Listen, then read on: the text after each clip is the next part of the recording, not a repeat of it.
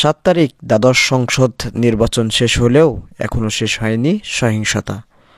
কুষ্টিয়া ৪ আসনের নৌকায় ভোট দেয়ায় প্রতিনিয়তই নৌকার স্বতন্ত্র প্রার্থীদের হামলার মুখে পড়তে হচ্ছে নৌকার ভোটারদের।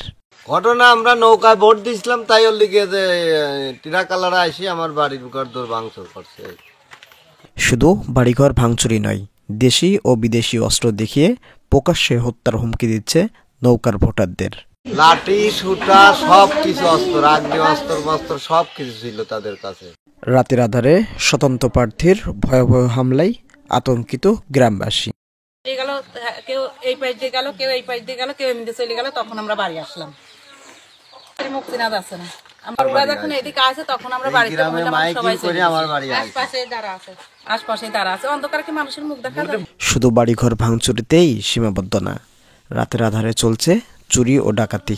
এখানে রাত ৯টার পরে এরকম মারামারির কথা শুনে আমরা বাড়ি থেকে পালাইছি। আমাদের বাড়িতে এরকম ভাঙচুর করছে। আমাদের 2টা স্বর্ণের চেন নিয়েছে, আমার যার একটা, আমার একটা, আমার শাশুড়ি কানের দুল, আমার 2টা রুলি আর আমার ননদের কানের দুল। পুলিশের সুষ্ঠু তদন্তে বন্ধ হতে পারে সহিংসতা। সানোয়ার হোসেন, কুষ্টিয়া নিউজ।